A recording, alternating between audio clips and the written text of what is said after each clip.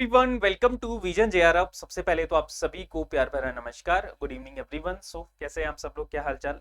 उम्मीद करता हूं कि सब लोग अच्छे होंगे और आपकी स्टडीज भी अच्छी चल रही होंगी। दोस्तों, जैसा कि आप सबको पता है, आपका ऑलमोस्ट अगस्त है वो एंड होने वाला है। आपके पास में सितंबर है, अक्टूबर है एंड नवंबर है। दिसंबर में आपका एग्जाम है। तो आप मान के चलिए कि आपके पास में 3 महीने हैं। 3 महीने में हम हिस्ट्री जैसे बड़े सब्जेक्ट को कैसे कवर करें, इसके लिए आपके पास में एक स्ट्रेटेजी होनी चाहिए, एक रणनीति होनी चाहिए अलग अलग आपके डोमेन की। तो हमारे पास टोटल बात करें तो 4 डोमेन है: ancient history, medieval history, modern history and आपका रिसर्च मेथोडोलॉजी। तो आज हम क्या करेंगे कि एंशिएंट हिस्ट्री के ऐसे कौन से आपके टॉप 10 टॉपिक्स हैं जहां से आपका 90% क्वेश्चन है वो निकलते हैं। यानी आपके टॉप 10 टॉपिक्स कौन कौन से हैं एंशिएंट हिस्ट्री में, और एंशिएंट हिस्ट्री में हमें क्या पढ़ना है, हमारी क्या अप्रोच होनी चाहिए, उसके बारे में भी आज हम बात करने वाले हैं, और आपको कहां से पढ़ना है। ठीक है, तो ये चर्चा हम करेंगे। पहले एंशिएंट हिस्ट्री का करेंगे, उसके बाद में मैं आपको मिडिवल का बताऊंगा, मॉडर्न का बताऊंगा, देन आपका रिसर्च मेथोडोलॉजी का बताऊंगा। तो टोटल आपके 4 सेशन होंगे, छोटे छोटे सेशन है, जिसमें हम ये समझ लेंगे कि अगले 3 महीने हमें कैसे निकालने हैं, अगले 3 महीने में हमें क्या क्या पढ़ना है। ठीक है, कौन कौन से टॉपिक्स हैं जो यूजीसी ने हमें दिए हैं पढ़ने के लिए, तो उसको आज हम समझने वाले हैं। शुरू करते हैं सेशन को। अगर आपने टेलीग्राम चैनल ज्वाइन नहीं किया है तो नेट जीआरएफ विद शिव अपना टेलीग्राम चैनल है, इसको ज्वाइन कर लीजिए।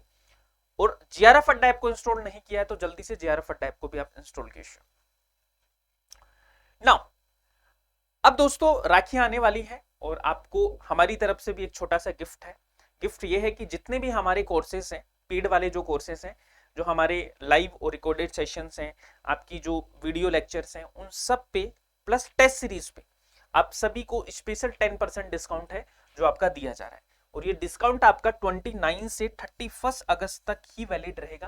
यानी आप सब लोग अपने आप को प्रिपेयर कर लीजिए कि 29 अगस्त से आपका ये स्टार्ट हो जाएगा। 31 3 दिन का ये ऑफर है। इसमें आपको राखी कोड यूज करना है। जैसे ही आप राखी कोड यूज करेंगे तो इंस्टेंट आपको 10% डिस्काउंट है वो मिल जाएगा। किस पे? कोर्सेज और टेस्ट सीरीज के ऊपर। साथ में कोई भी आपको क्वेरी हो तो हमारी सपोर्ट टीम को आप कॉल कर सकते हैं, वो आपको हेल्प करेंगे।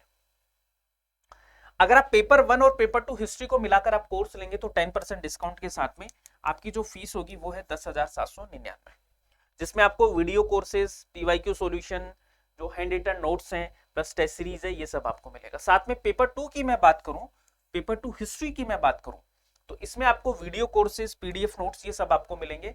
और यहां भी आपको 10% डिस्काउंट के साथ में ये चीजें हैं जो मिलने वाली हैं। तो 6,299 में आपको सेपरेट हिस्ट्री का कोर्स है जो मिलेगा। चलो, तो अब बात करते हैं कि अगले 3 महीने में हमें हिस्ट्री में क्या पढ़ना है। ठीक है, 3 मंथ्स में, ठीक है, हिस्ट्री को कैसे तैयार करें, हिस्ट्री को कैसे तैयार करें नेक्स्ट 3 मंथ में। इसमें आज हम बात करने वाले हैं सिर्फ और सिर्फ एंशिएंट हिस्ट्री की। ठीक है, एंशिएंट हिस्ट्री की हम बात करेंगे, यानी कि प्राचीन भारत में हमें क्या पढ़ना है।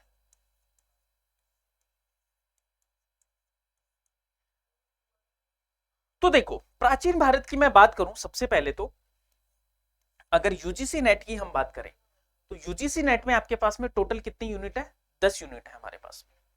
ठीक है, टोटल यूनिट कितनी है मेरे पास में? टोटल यूनिट है अपने पास में 10 यूनिट्स। ठीक है, अब इन 10 यूनिट में आपके पास में एंशिएंट हिस्ट्री की कितनी यूनिट आती हैं? एंशिएंट हिस्ट्री की आपकी जो यूनिट आएंगी दोस्तों, वो आपकी आएंगी,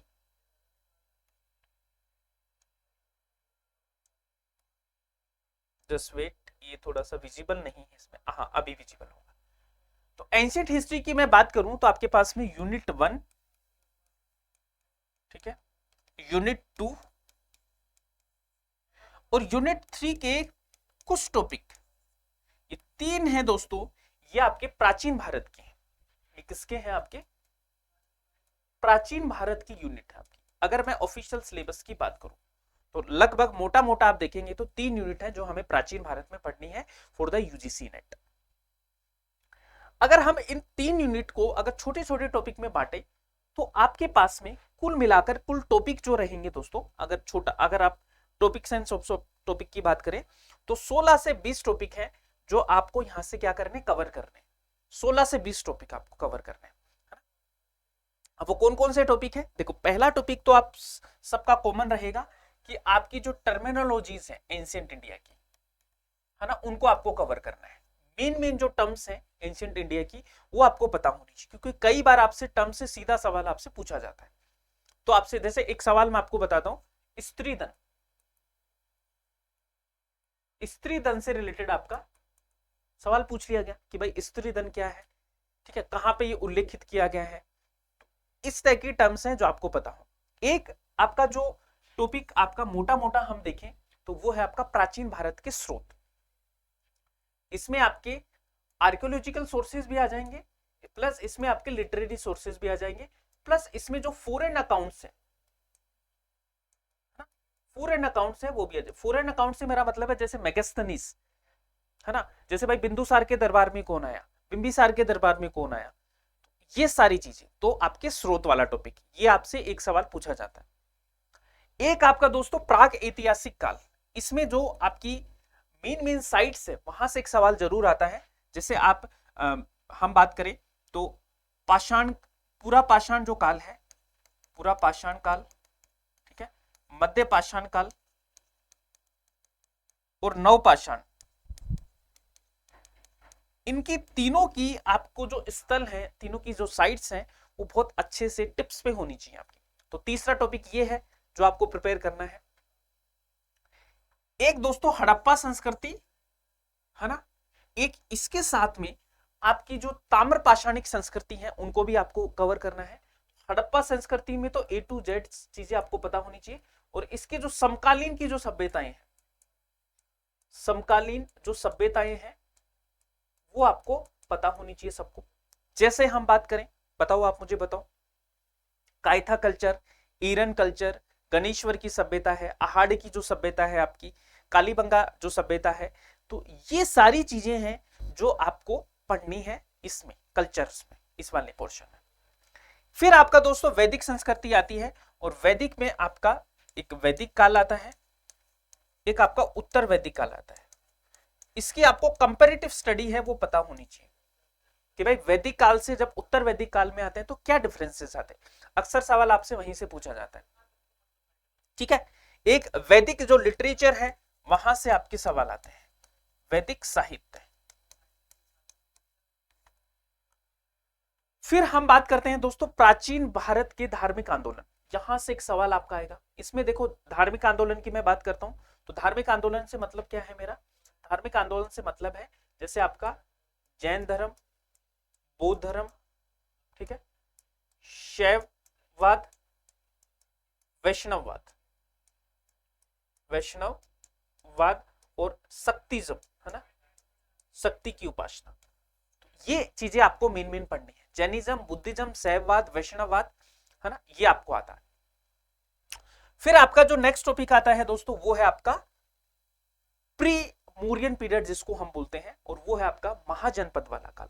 तो इसमें 16 महाजनपद आपको डिटेल से पढ़ने हैं, सबकी कैपिटल्स आपको पता होनी चाहिए, ठीक है, राजधानी आपको पता होनी चाहिए, ठीक है, इनके बीच में आपके कौन कौन से मोनार्क थे, कौन कौन से रिपब्लिक थे, है ना, कौन कौन से आपके गणतंत्र वाले थे, ये आपसे सवाल पूछा जा सकता है, ठीक है।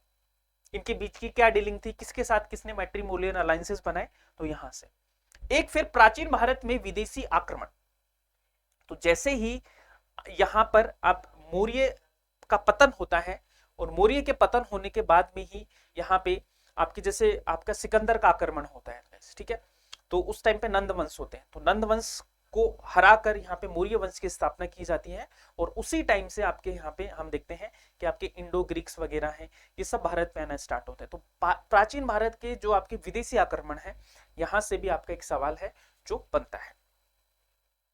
नेक्स्ट टॉपिक है दोस्तों आपका मौर्य एम्पायर, और मौर्य एम्पायर में आपको अशोक के ऊपर काफी अच्छा खासा ध्यान देना है। इसके जो अभिलेख है यहां से आपका सवाल है वो बन सकता है, ठीक है, बनता ही है ऑलमोस्ट अशोक के अभिलेख, और अब इसके बारे में सब आपको पता होना चाहिए, सारे के सारे। फिर संगम काल है दोस्तों, संगम काल में हम बात करते हैं तो यहाँ पे तो साउथ इंडिया की जो हिस्ट्री है, जैसे हम बात करें चोल, चेरा और पांड्या, ये 3 आपके वंश है जिनके बारे में आपको डिटेल से पता होना चाहिए, चोला, चेरा एंड पांड्या के बारे में। फिर आपका मौर्योत्तर काल आ जाता है, यानी गुप्त पूर्व काल, प्री गुप्ता पीरियड आता है, तो इसमें आपको पता होना चाहिए। और यहाँ पे आप देखते हैं कि जैसे ही मौर्य का पतन होता है तो फॉरेन अटैक्स हैं वो आपके आना स्टार्ट हो जाते हैं, फॉरेन इन्वेजन है वो आपको पता होना चाहिए। शक, सात, कुषाण, सीथियन, ये सब आपको अच्छे से पढ़ना है इसमें। फिर आपका गुप्त काल आ जाता है, और गुप्त काल के जितने भी आपके रूलर्स हैं, जितने भी सम्राट्स हैं, है ना, गुप्ता की जो इकोनॉमी है, आर्ट एंड आर्किटेक्चर्स है ना, ये सब आपको यहां से पढ़ना है। फिर आपका गुप्तोत्तर काल आता है जिसको हम पूर्व मध्य काल बोलते हैं, है ना।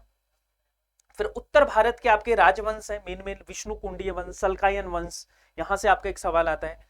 फिर दक्षिण भारत के आपके कुछ राजवंश है ना। और फिर आपका जैसे चोल की हमने बात की, चेरा है, आपकी जो पांड्या है, इनको थोड़ा सा डिटेल से आपको पढ़ना पड़ेगा, ठीक है।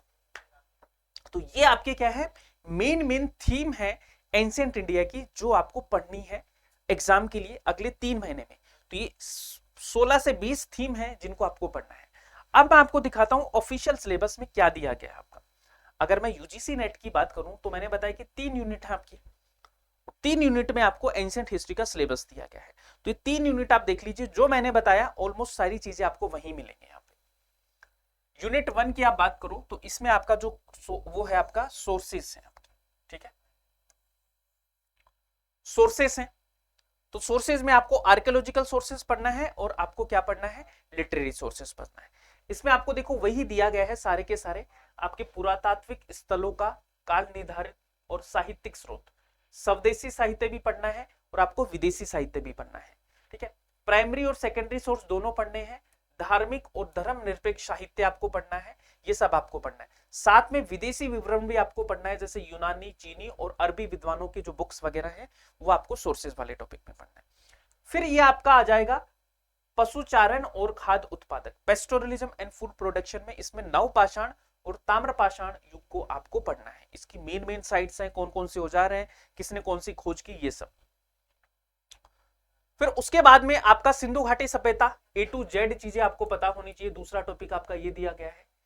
फिर आपका वैदिक और उत्तर वैदिक काल में, इसमें आपको सारी चीजें, इनकी पॉलिटी, इनकी इकोनॉमी, ठीक है, धर्म संबंधित, जो आर्य संबंधित विवाद है कि भाई आर्य लोग कहां से आए, मैक्स मुलर ने क्या बोला है, पॉलिटी कैसी थी उत्तर वैदिक काल, लेटर वैदिक काल में क्या था, समाज कैसा था, सभा और समिति क्या है, यहां से आपका सवाल पूछा जाता है, ठीक है। समिति से आपका सवाल पूछा जाता है, जो सामाजिक संस्थाएं थी आपकी, राज्य राजनीतिक संस्थाएं थी, राजनीतिक और सामाजिक संस्थाएं थी, राज्य संरचना क्या थी आपकी, ठीक है, ये सब। उसके बाद में आपका जो टॉपिक है वो है expansion of the state system, वो ही 16 महाजनपद वाला A to Z चीजें आपको पता हो। महाजनपद के बाद में जैसा कि आप सबको पता है, यहाँ पे आपके जैन धर्म, बौद्ध धर्म और आजीवक संप्रदायों का उद्भव होता है।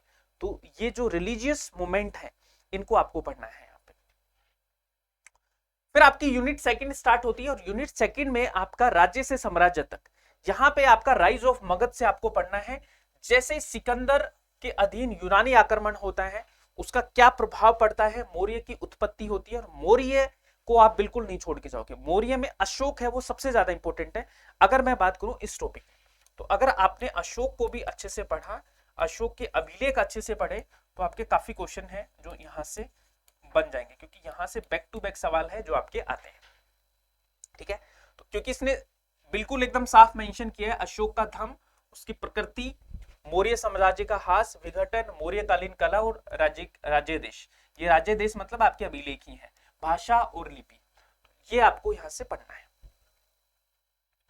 फिर आपका साम्राज्य का अंत और क्षेत्रीय ताकतों का उद्भव, जैसे ही मौर्य का पतन होता है तो यहाँ पे आपके इंडो यूनानी, सुंग, सतवाहन, कुषाण, छक, क्षत्रप, संगम, ये वाली चीजें हैं जो आपको पढ़नी है। साथ में दोस्तों यहाँ पे कला और संस्कृति से भी रिलेटेड आपकी चीजें आती हैं, जैसे वास्तुकला से related Gandhara art, Mathura art और अमरावती शैलियां, इनको आपको पढ़ना है तीनों को, ठीक है।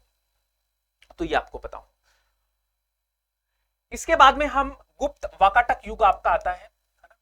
तो यहां पर आपको क्या करना है कि जो गुप्ता से रिलेटेड आपके सोर्सेज हैं, आर्कियोलॉजिकल सोर्सेज लीजिए, जितने भी अभिलेख वगैरह हैं, आपकी जो लिटरेरी सोर्सेज हैं, है ना, कालिदास का लिटरेचर वगैरह, ये सब आपको डिटेल से यहाँ पे पढ़ना है ना।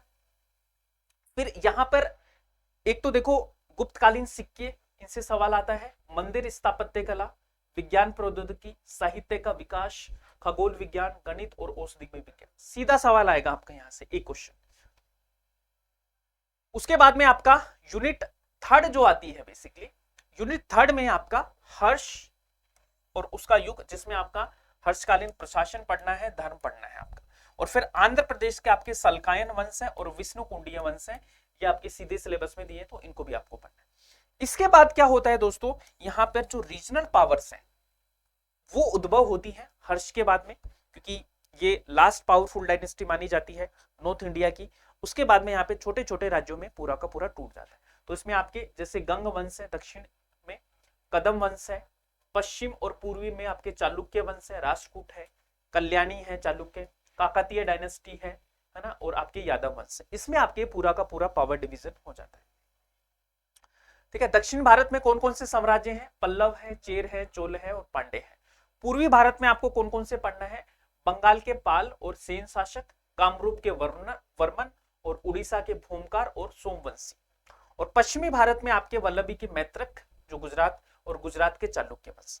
ये आपको क्या है, रीजनल पावर से जिनको पढ़ना है ना। और उत्तरी भारत के साम्राज्य कौन कौन से आपके, गुजर प्रतिहार, कलचुरी, चेदी, गढ़वाल और परमार वंश। फिर आपका दोस्तों यहाँ पे स्टार्ट होता है प्रारंभिक मध्यकाल। ठीक है, अब प्रारंभिक मध्यकाल है, ये हम मिडिवल हिस्ट्री जब स्टार्ट करते हैं तब पढ़ते हैं। तो एंशिएंट हिस्ट्री में आपको ये टॉपिक्स है जो आपको अच्छे से पढ़ना है। ठीक है, तो ये टॉपिक अगर आपने पढ़ लिए तो ऑलमोस्ट आपकी एंशिएंट हिस्ट्री की हम बात करें, प्राचीन भारत की मैं बात करूं, कितने सवाल आपके आएंगे। एंशिएंट हिस्ट्री की हम बात करें तो आपके देख के मान के चलिए आप सब लोग कि आपके 25 से 30 क्वेश्चन, 30 to 35 सवाल है वो आपके प्राचीन भारत के आते हैं। 30 to 35 सवाल आपके प्राचीन भारत के आ सकते, 25 to 30 सवाल, 25 से 30 सवाल है जो आपके प्राचीन भारत के आने की पूरी पूरी आपकी क्या है, संभावना है ना। तो इस टॉपिक को अच्छे से आप कीजिए। 3 यूनिट है एंशिएंट हिस्ट्री की। इसके लिए दोस्तों आपका पेड कोर्स चल ही रहा है, उससे आप कर सकते हैं।